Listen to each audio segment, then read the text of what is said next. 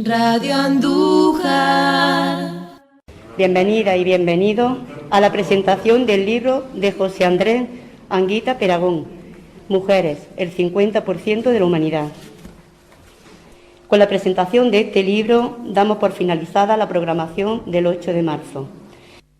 Quiero contarlo cómo se gestó este trabajo. Estábamos empezando la pandemia, me dio en casa. Yo soy lector en Pedernero. Yo leo, haya pandemia o no haya, pero encerrado mucho más. Y leyendo unos artículos de estos que se releen muchas veces, cayó en mis manos uno que hablaba de las 13 rosas. Y me molestó, lo digo seriamente, me molesta que ese vil asesinato de 13 mujeres jóvenes pasen a la historia como si fueran un jarrón de flores. Eso me pasó a mí porque no las conocía. Entonces me puse a buscar quién eran esas 13 mujeres. Así que este libro yo creo que va dedicado a eso, a la igualdad entre hombres y mujeres, y mucho a rendirle homenaje a esas 13 víctimas del fascismo. Así que de ahí partió la idea y dije, bueno, ¿y ahora qué hago? Pues tengo que buscar mujeres. Y me puse a buscar mujeres que fueran importantes en la historia. Me encontré hice una base de datos de más de 300. Eso ya es un problema y tuve que parar. Aquí paro. Porque yo no iba a hacer una enciclopedia de nombres, apellidos y trabajos que han hecho ciertas mujeres. Mi idea se fraguó pensando en hacer algo que fuera fácil y ameno de leer y que sirviera de acicate para que otras personas sigan viendo el trabajo de muchas mujeres. Muchas de ellas de las que encontré y que se reflejan en el libro, para mí eran totalmente desconocidas. Otras sí las conocía bastante bien y otras me sonaban. Así de sencillo. He querido tocar temas de ciertas épocas diferentes y ciertas artes y oficios y trabajos, pero eso fue un trabajo el que más me ha costado, porque tiene una base de datos que he creado. Y ahora, ¿a quién eliges? También el problema. Y después de darle muchas vueltas y leer muchas biografías, me salta otra duda. Digo, bueno, pero si estamos hablando de que lo que queremos es la igualdad entre hombres y mujeres, aquí hay unos responsables. Y esos responsables, por lo menos, que se vean simbólicamente reflejados en este trabajo. Por lo tanto, el libro consta de ciertos capítulos dedicados a mujeres, ciertos capítulos a instituciones, y los 4 primeros, que llevan el título de Génesis 1, 2, 3 y 4, es donde yo plasmo mi idea, vuelvo a repetir, recalco lo de mi idea, que no quiere decir que sea la idea de todo el mundo, ni mucho menos, de dónde están las raíces de esta separación entre mujeres y hombres. Por lo tanto, seleccionar a 22 mujeres, porque también me puse un tope de libro, no quería grande. 22 mujeres, más un capítulo, ese sí lo tenía muy claro, destinado a las 13 rosas. Lo repito, porque ahora después lo veremos. Pues fue bastante laborioso.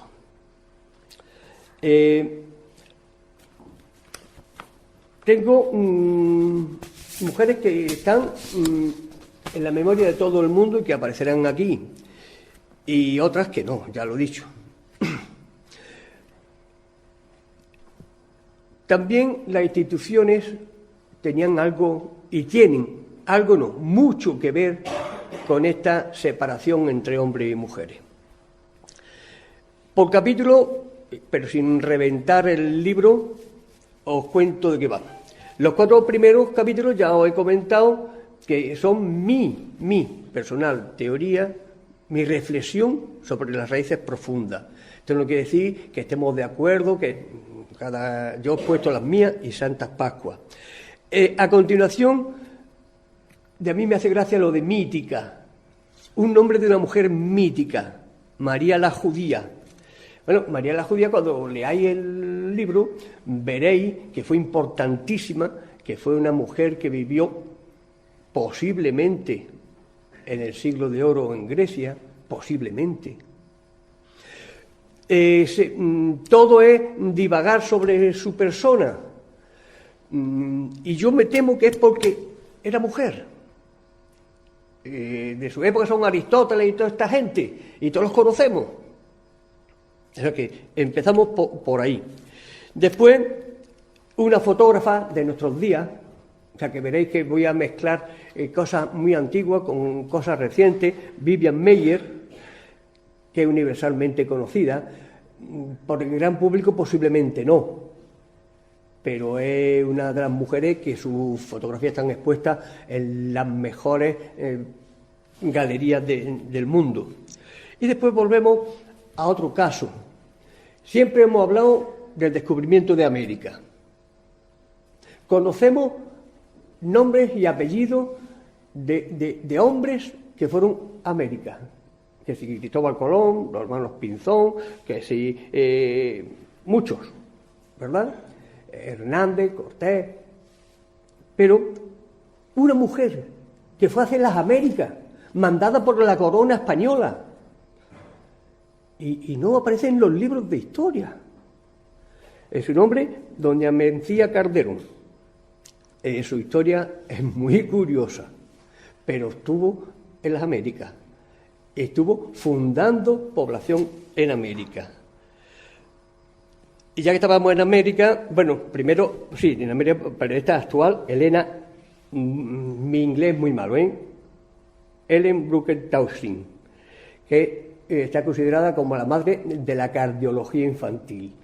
A alguien le sonará eso de el mal del niño azul al nacer. Esta mujer, gracias a sus técnicas, se han salvado miles y miles de criaturas que nacen con una malformación congénita del corazón.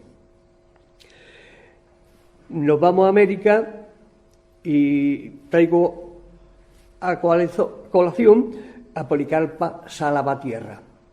En Europa no es conocida, no, porque era mujer, entre otras cosas. Esta fue una guerrillera, pero conocemos a otros guerrilleros, conocemos a Che Guevara, conocemos a los hermanos Castro, conocemos a muchos revolucionarios de Hispanoamérica, pero me extraña que a Policarpa la conozcamos. Yo espero hacerle esta publicidad, porque hubo muchas mujeres en América que fueron guerrilleras de primera fila. Y ahora ya dije, bueno, una institución. Y se me ocurrió, ¿qué institución cultural más importante en España que el Museo del Prado? Me puse a indagar y se me cayeron los palos del sombrajo. No os voy a contar el porqué. Espero que leáis con atención, bueno, el libro entero, porque creo que os va a gustar, creo que es ameno, creo que es instructivo, pero es algo inaudito lo del Museo del Prado. Seguimos con las mujeres, lógicamente, y traigo a una pintora, ya que hemos hablado del Museo del Prado, a Sofonisba Aguisasola, pintora de la corte. Los reyes españoles de su época están pintados por ella. Tampoco creo que haya pasado a la historia grande, a la historia del pueblo en general. Y otro caso es una italiana, Francesca Caccini. No nos suena, ¿verdad? A mí no me sonaba para nada. Escribió la primera ópera que se ha escrita por una mujer, música y letra, fue de esta mujer. Y se estrenó en la Scala de Milán. O sea que conocemos muchos músicos, aunque no nos guste la música clásica, nos suenan muchos nombres. Pero no creo que nos suene el de la primera mujer que escribió una ópera. A partir de ahí tampoco hay tantas mujeres que hayan hecho ópera. Pero bueno, por lo menos esta hay que decirla. Continuamos con una estadounidense, Julia Ward, o Ward, no sé cómo se pronuncia, porque en Estados Unidos se celebra el Día de la Madre en nombre de esta señora, de Julia Ward. Esa tradición la hemos copiado casi todos los países europeos todos. Hemos puesto una fecha similar en el mes y cada uno se ha dedicado. Nosotros nos dedicamos a la Virgen María como advocación mariana tradicional en España, pero yo he ido a ver por qué se creó el Día de la Madre.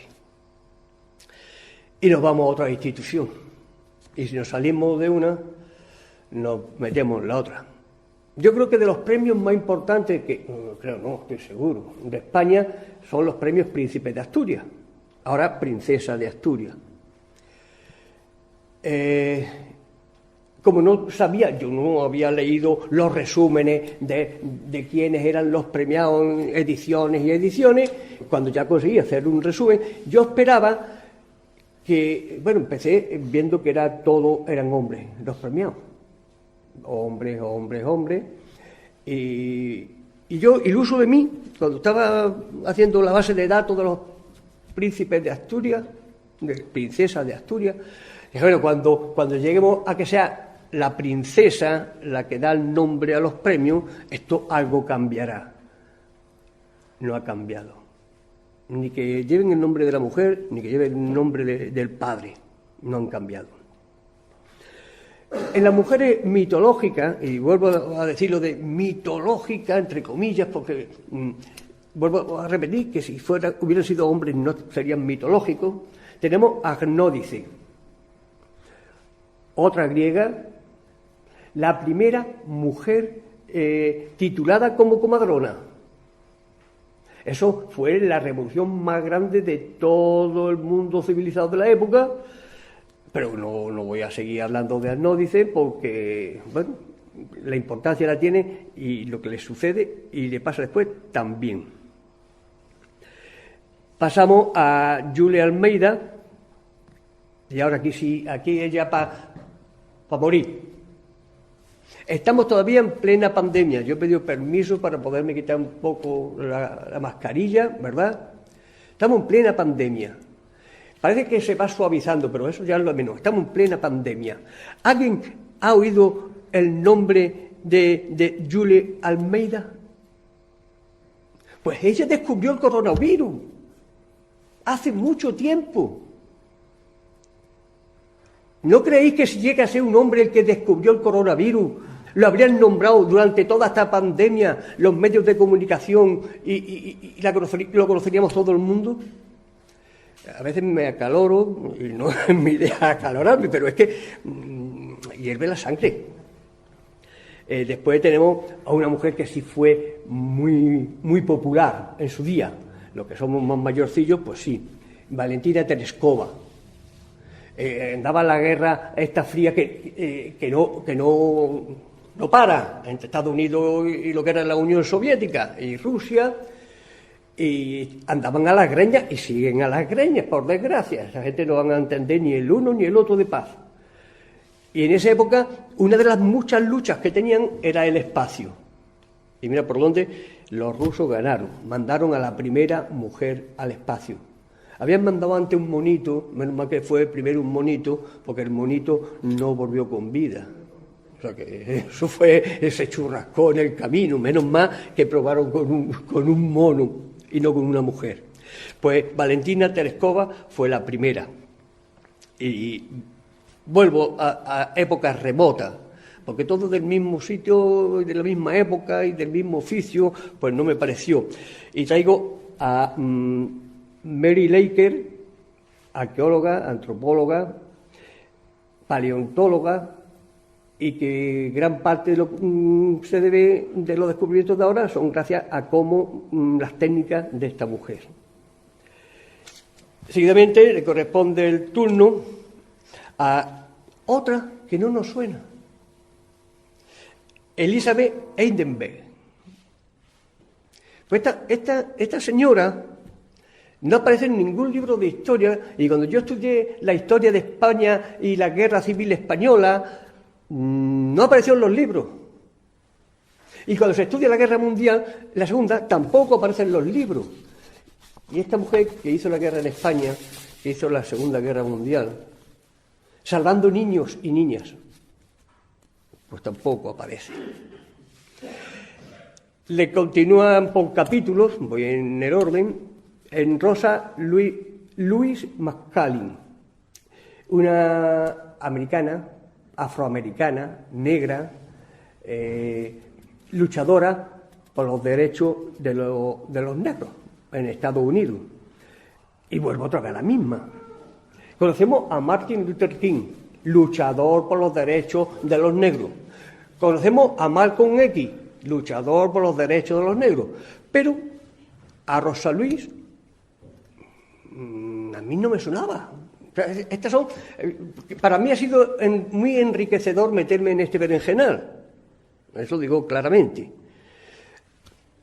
Bueno, pues seguimos con las instituciones y le pego un repaso a los gobiernos en España desde el primero de la UCD, en la democracia, claro. En la dictadura no, eso ni hablar, eso, además ni intenté, mira, los miré por encima, no me daban juego no más que para eso, para decir que ni hablar, y me encuentro los gobiernos españoles en la democracia desde Adolfo Suárez hasta hoy. Y los desgrano un poco, muy poco, muy por encima, para ver la composición de los diferentes equipos de gobierno. Bueno, no me llevó mi sorpresa, algunas muy agradables, otras menos agradables, tengo que decir claramente, y eso es lo que hay. Y le toca el turno a otros premios. Los premios nacionales de narrativa, donde meto a Concha Espina, porque también lo tuvo ese premio, pero es una de las excepciones de haber conseguido estos premios, el Nacional de Narrativa. Los demás son hombres. Los hombres estamos en alza. Otro paso a la antigüedad antiquísima, y me encuentro otra que también que tratan los libros donde lo he encontrado a esta mujer en Dehuana, la ponen como mitológica. Permítese. Si tenemos su escrito en piedras, labrado en piedra, ¿cómo va a ser que no existiera? ¿Cómo va a ser una leyenda? Si está en la piedra labrada su nombre completo. Pues nada, posiblemente lo dicen así. Seguimos con una más actual, no sé si la conocéis, por Clara Josephine Guy o por Clara Schumann. La costumbre de los países tan civilizados que tienen de que cuando una mujer se casa pierde sus apellidos y coge los apellidos del hombre. Vamos, como si el hombre lo hubiera comprado y le hiciera cosa suya. Estos son los países que se llaman civilizados, los que nos van dando lecciones de democracia. Yo estoy casado, mi mujer tiene su apellido, yo tengo los míos. No es nada mío, somos una pareja. Así que por ahí van las cosas. Con Clara Schumann, claro. No me meto más en su historia porque fue una gran compositora y tuvo problemas. Le dedico un artículo a una tal Vieris de Romans. No me sonaba. Encuentro un escrito de ella y resulta que fue una mujer importante que hasta hace nada de años su obra se daba como anónima, o sea, que ni siquiera se había investigado a fondo de quién era su obra. Menos mal que ya en nuestros tiempos se descubrió y llegaron a decir que no es anónima, que esta le corresponde a esta señora. Por lo tanto, me sirve también para hacer un pequeño homenaje a todas las escritoras que en el mundo ha habido, que no han podido escribir con su nombre y apellido, que aquí hay casos hasta actuales, y que merecen un reconocimiento, aunque no pueda decir el nombre porque no conocemos los nombres. Pero si cogemos el romancero, nos vamos a encontrar romances de una cosa especial, que si se lee despacio yo creo que fueron escritos algunos por mujeres. No es ni machismo ni feminismo, no, es que tenemos diferentes sensibilidades en algunas cosas. Así que este me sirve también para aquello. Pasamos a otra que puede que nos suene, Margaret Kane, una americana actual, está viva, tiene 95 años. Eso no lo pongo en el libro, tampoco es necesario porque sepa yo. Y esta, su historia es como si la hubiera cogido del siglo XII y lo hubiera traído a nuestros días. O mejor dicho, podía coger a Margaret Kane y meterla en un listado de mujeres del siglo de la Edad Media, por lo que le ocurrió, pero eso mejor que lo leamos. Y nos vamos al continente indio, aquello es un continente, la India es un continente. Nos encontramos con Rokeya Khatun Hossain, feminista, pedagoga, creadora de escuelas.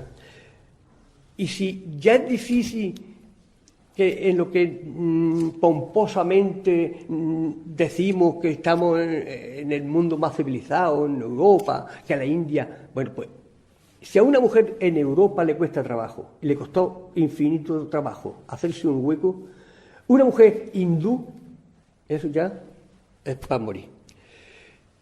Y volvemos al inicio del libro, a lo que me movió dedicarme a esto durante varios meses de la pandemia. Yo sé que el razonamiento mío, pues me estoy muy agradecido porque me sirvió para muchas cosas.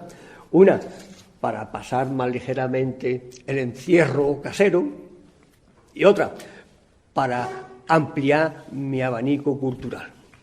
Por tanto, tenemos a 22 capítulos de mujeres, más de las 13 rosas, 7 capítulos a instituciones, y bueno, yo me gustaría cerrar con el nombre nada más del último capítulo. Estas mujeres no fue un vil asesinato a sangre fría en un paredón, en una pared de un cementerio, sin contemplación de ningún tipo, el 5 de agosto del año 1939, ya que estamos a 5 meses casi de que se había terminado la contienda civil española, y fueron las siguientes. Julia Conesa, 19 años. Su delito, ella mantenía los aparatos deportivos del club, de la sede de la Juventudes Socialistas. Blanca Brisac, 29 años. Su delito es que su pareja militaba en el PC, ella no. Carmen Barrero Aguado, su delito es ser responsable de un grupo del Partido Comunista en Madrid. María Barroso García, 22 años. Su delito, había cosido ropas para los soldados. Luisa Rodríguez de la Fuente, delito muy grave, era de la Juventudes Socialistas Unificadas. Elena Gil, pertenecía al grupo de socialistas de Chamartín, delito también gravísimo. Pilar Bueno Ibáñez, haber organizado su delito 8 grupos del PC en Madrid. Adelina García Casilla, perdonad, militaba en las Juventudes Socialistas y la mataron, así, sencillamente. Virtudes González fue acusada de intentar reconstruir la Juventud Socialista Unificada en su barrio. Y después le imputaron varios delitos de sabotaje y cosas de estas. Pero eso fue después de haberla sometido a tortura. Ana López, 21 años. Su delito fue gravísimo. Su novio le dijo, vámonos a Francia, que esto se pone malo, y ella dijo, no me voy. O sea, su delito es no haberse fugado a Francia. Joaquina López había ocupado cargos provinciales de un partido clandestino. Victoria Muñoz, su delito será de las Juventudes Socialistas. Dionisia Manzanero, de 20 años, actuaba como enlace entre varios grupos de dirigentes. Radio Andújar. Para mí supone un enorme placer acompañarte esta tarde, más si cabe cuando se trata de una publicación tan necesaria y a la vez tan original que sigue reivindicando el feminismo y la igualdad. Es un placer no solo por la temática de este libro, sino también porque José Andrés es uno de esos autores que nunca dejan indiferente al lector, que atrapa tanto en la realidad como en la ficción, sino también porque José Andrés es una persona que sin duda realiza una enorme aportación a la cultura, a la literatura y por consecuencia a la sociedad. José Andrés ha abordado numerosos temas a lo largo de su trayectoria, con una amplia bibliografía relacionada con inversiones en la historia de la música, el flamenco, la gastronomía, refranes y muchas más temáticas.